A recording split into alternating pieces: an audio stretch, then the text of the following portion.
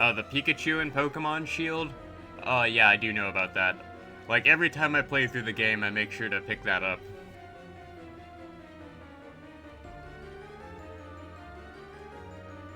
Alright, I think there's only, like, one more person on this floor I can battle. If not, I've battled everyone.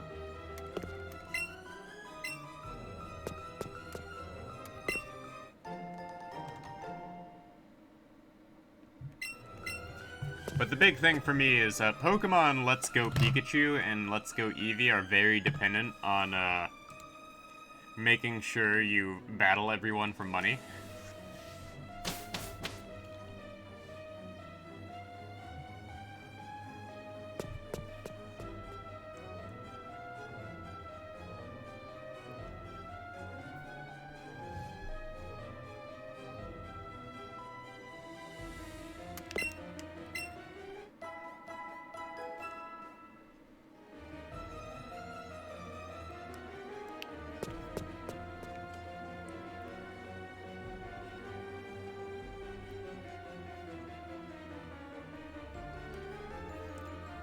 Alright, so, once I go ahead and, finish battling everyone up here, I can go ahead and, like, progress the story.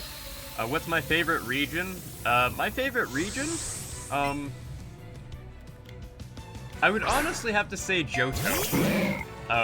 Johto is kind of, like, the most interesting to me, because it's kind of like, a very traditional area.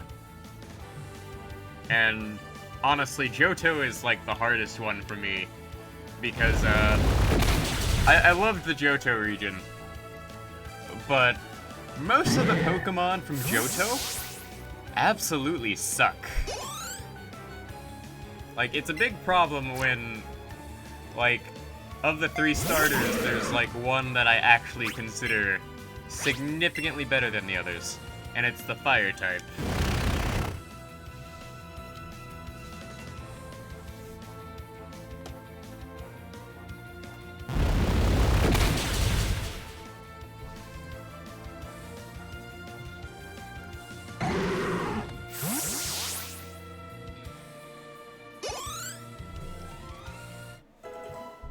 Like, I like Johto, and I really wish they would make like a remake of Pokemon Johto, like they did with Heart Gold.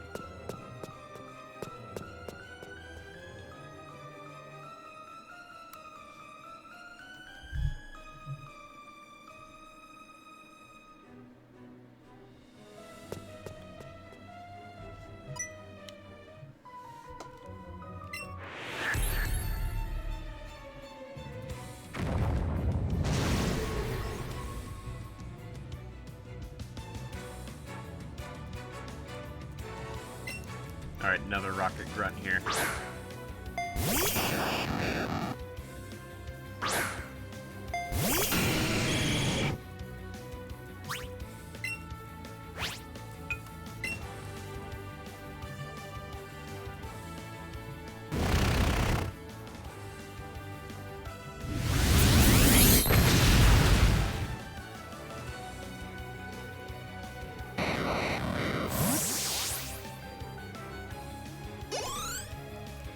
Yeah, this Voltorb just used Explosion. Like, the AI in this is absolutely terrible.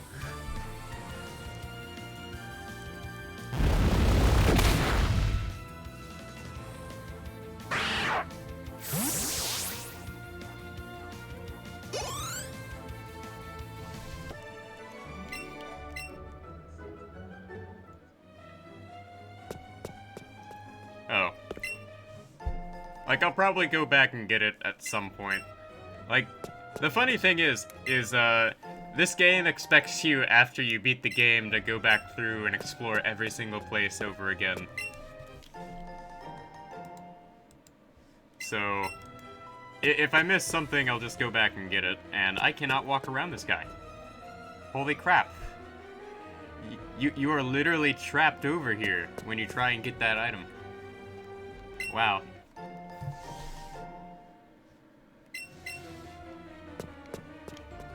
Alright, anything else over here? No? Okay. Oh, and my favorite Pokemon starter? I'm gonna have to say Blastoise. Well, Squirtle. Squirtle was the first one, and I gotta say, Squirtle is my favorite. But over the years, Squirtle has lost a lot of its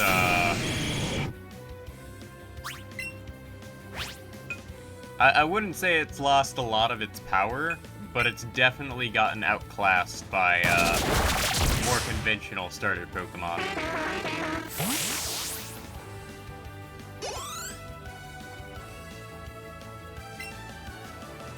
Like, with the big focus on, like, God, what's its name?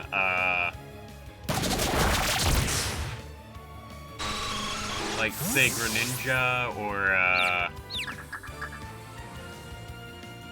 the more recent Pokemon, like, I forget the names of, like, the more recent starters, but the more recent starters have, sort of slowly began to outclass Blastoise and Venusaur. Like, the only Pokemon that... Well, replacing the 3 starters, not sure how I would feel about that.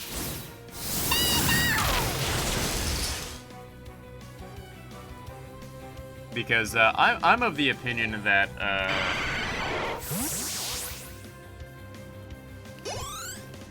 the rock, fire, grass system, it's really kind of there to, like, teach new players of the game the basic, like, starter system.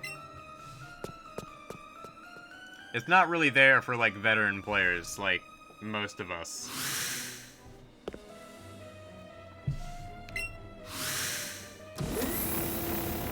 Like, it's there to, like, teach new players, like, oh, hey, fire is good against this, and water is good against this, and whatnot. Like, if anything, they would have to, like, selectively pick and choose, like, oh, hey, this is the, starter Pokemon that, players are gonna have from now on. Alright, now I just have to take the teleporters and, like, get to wherever I'm supposed to go.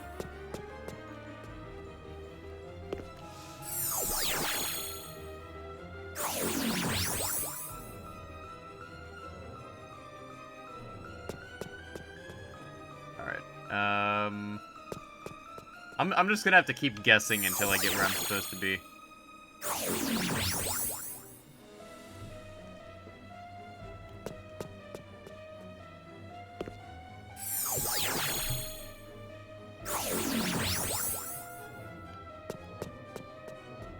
You know what? I'll just go through and, do this the old-fashioned way.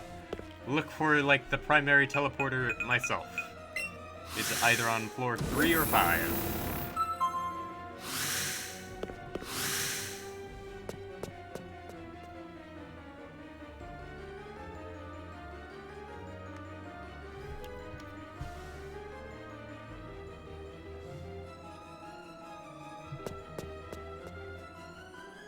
I think this one is it.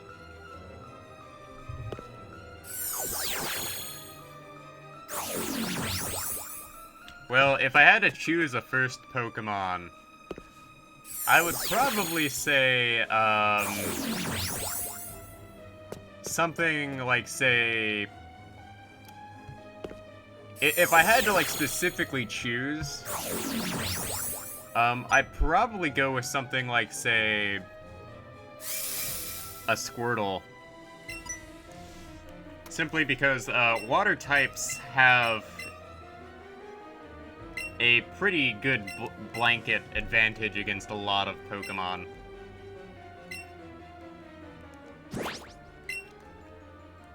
At least in, my own personal experience. Because, at the end of the day, If you think about it, based on, like, a lot of the Pokedex entries, picking, like, a water type would actually be a pretty good idea. Or a fire type. Because, based on a lot of the Pokedex descriptions, almost every Pokemon could easily kill us. Which is very concerning, actually.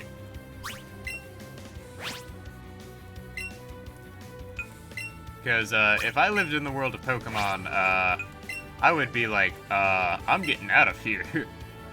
I need to be as strong as possible, otherwise I'm gonna get destroyed by, like, a Jigglypuff that just decides to sing and eat me. Like, the old Pokedex descriptions are absolutely terrifying.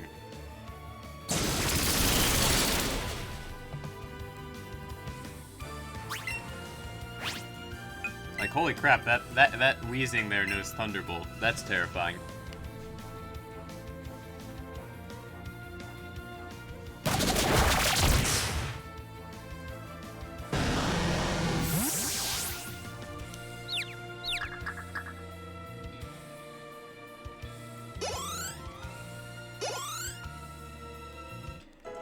Like, that wheezing is very annoying.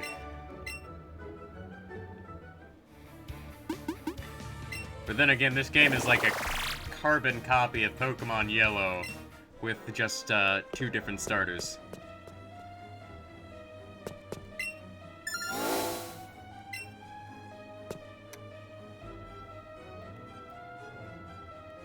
Ah, you're playing Soul Silver?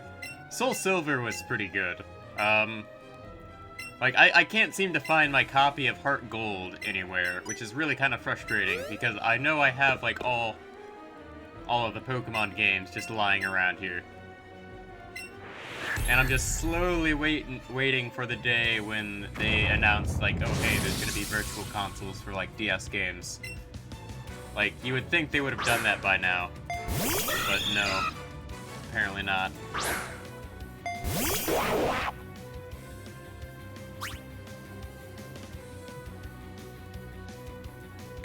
Alright, let's go with Silph. And yet again, like every time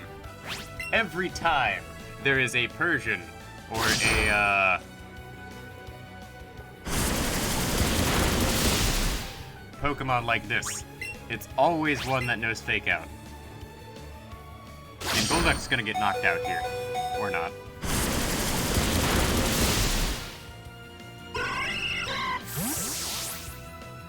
Like, Fake Out has become such a part of the main game series now that, like, every time I see it, it's like, I miss the days when Fake Out wasn't, like, the move every single Pokemon knew.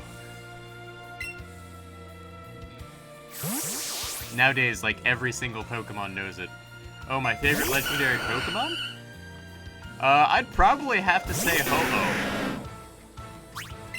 Like, I'm a big fan of Ho-Oh. I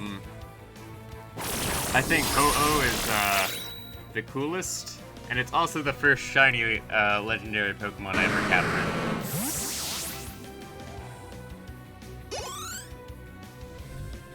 It's also, like, one of the odd-colored, like, Pokemon.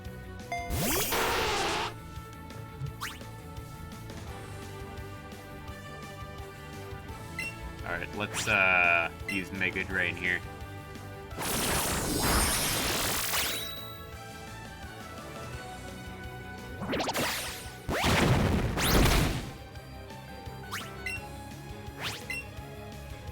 But I'd really like to, go out of my way to, like, if they make it possible to capture, Ho-Oh in, one of the, newer games, I would like to go and capture a shiny one. Because, that'd be something that would really, be something special. And I haven't done something like go out of my way to hunt shiny Pokemon in a while. Because I do plan on like getting a team of shiny Pokemon together out of like my fan favorite Pokemon.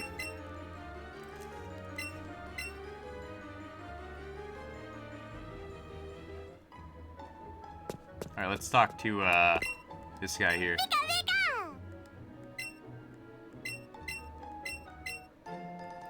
Alright, we got the Master Ball.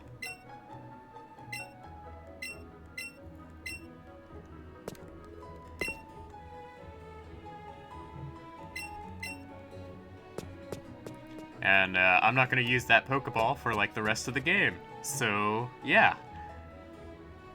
Alright. Let's get out of here. My business with Silph Co. is officially done, and I can go take on Sabrina. Maybe. Actually might be a good idea to just go take on Koga instead. Have I transferred my Pokemon from Pokemon Go? No. I have not. I've never bothered with it. And I do regret it, because, there are a couple of Pokemon that would be really easy to go find if I actually bothered to go out and explore things. So I kind of need to start doing that whenever I go driving to places.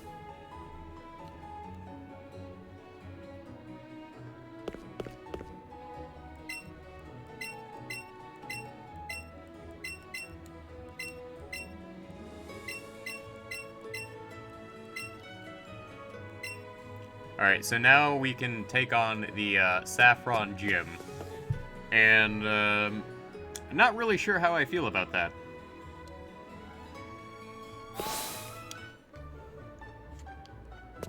Because what I actually want to do is I actually want to get Surf.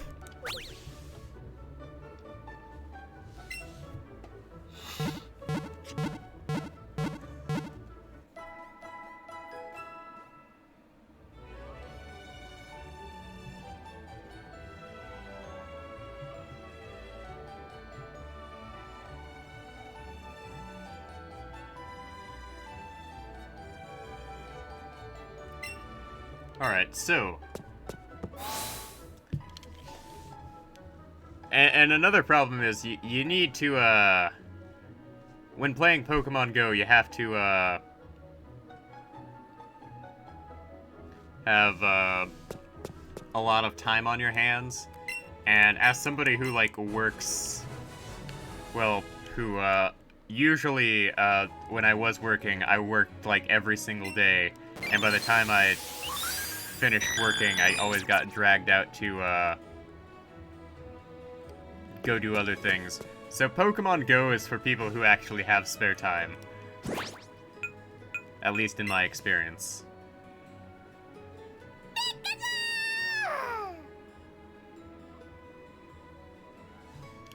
Alright, secret techniques. Skydash. So there's two options I could have here. I could go down this route here and take on Koga. Or I could go down this route and take on Koga. Either way, I'm gonna be spending an hour just getting through these routes. So I'm gonna take the shorter route, and then when I go and get ready to face Sabrina, I'll go ahead and take the long route.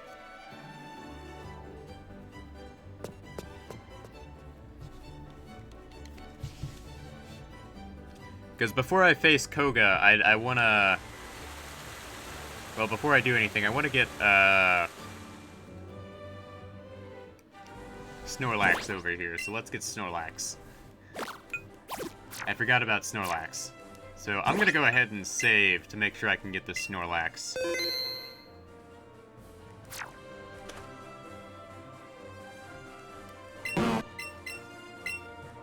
Alright, let's use the Poke-Flute.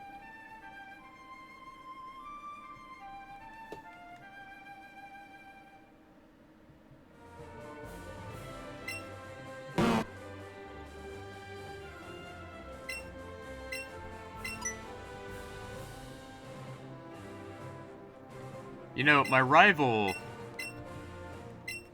Oh, I thought my rival was gonna show up. But, Mr. Fuji is picking a really poor time to show up here.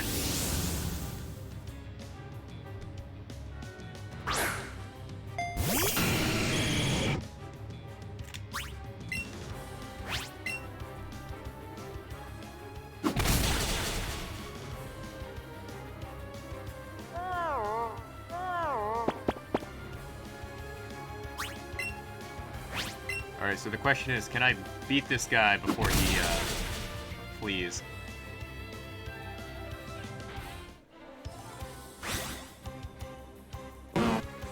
Oh, do I ever watch the anime?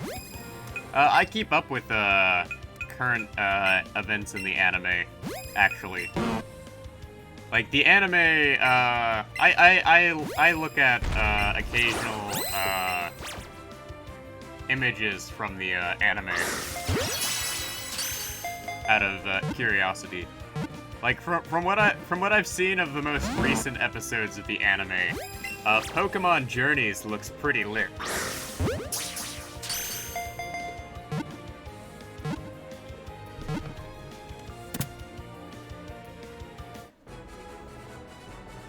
That being said, the quality has taken a dip in recent years. Depending on who you ask.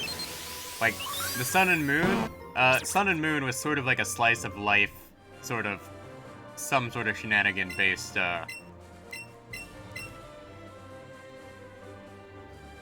series.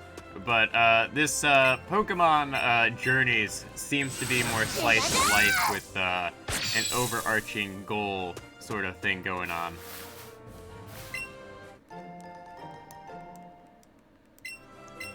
And I am legitimately interested to see where they're taking the series. Because, as somebody who grew up watching, Pokemon, it's always nice to, like, check back in on the series and, see, like, how it's changed over the years. That being said, I don't like everything about the changes, but that's just me being old and, like, grouchy and, not liking change.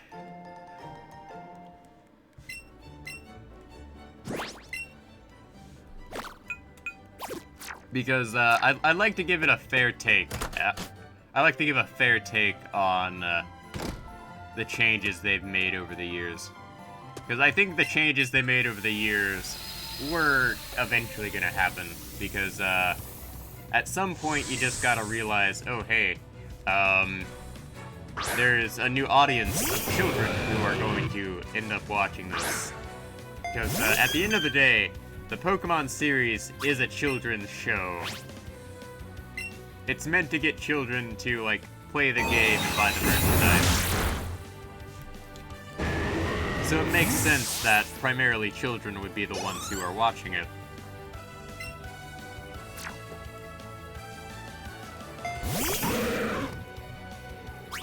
And I think that, the recent changes, make it so that a lot of the old fans can come back and watch it and enjoy it, but also children can enjoy the, recent changes to it.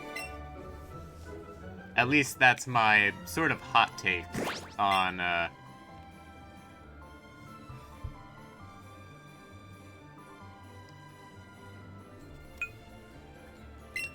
Well, it does seem repetitive, but keep in mind, it is a show where they are, like, where it is based around, some overarching common features, such as, certain Pokemon are captured in a certain way. Like, it's basically, like, what's referred to as a callback, because, you notice certain things happen, such as, like, oh hey, the fire starters get hurt by another trainer. That's pretty much a callback to the previous fire starter. Which, it's basically like honoring the original series and sticking to the formula, so to speak. Because long-running series like Pokemon stick to what's known as an overarching formula where every season X, X, and X will happen, and that's how it's gonna go.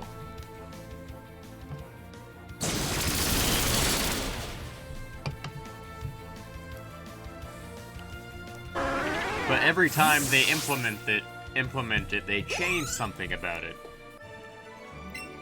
And whether that's good or bad is, like, up for debate.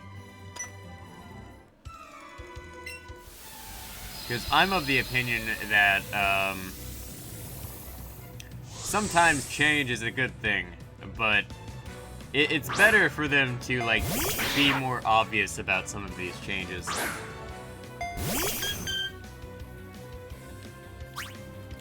Well, the thing about, the badges in Pokemon, the anime, they state that in the anime, it's not about, whether they actually win or not. It's about whether they actually earn it. Which, you don't have to win to earn the badge. You just have to prove yourself as being worthy. Which, in most cases, winning is how you prove you're worthy. But in the anime, they make it clear that type advantages aren't the be-all, end-all.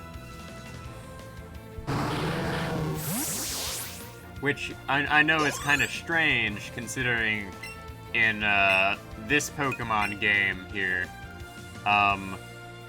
whoop-de-doo, type advantages are the #1 thing in the game. Which is kind of a thing.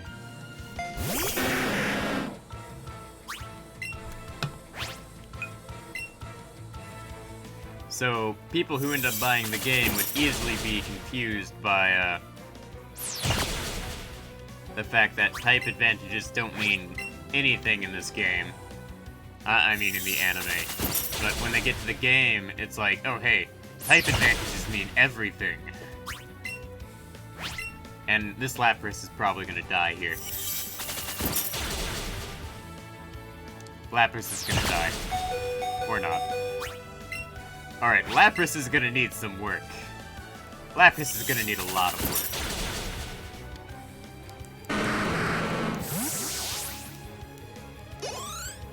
Yeah, Lapras got, like, no EXP from that. Lapras is gonna need a lot of work. I might have to go do a, Diglett shiny hunting session, soon. Because, that's how I level up my Pokemon in this game, is I go shiny hunt Diglett, and, everything usually works out.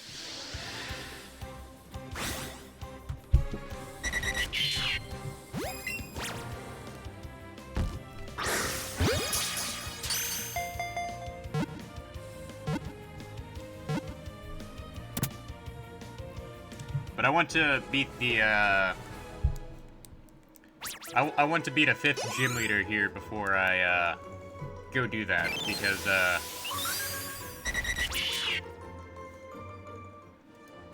I'd like to be able to purchase Ultra Balls before I,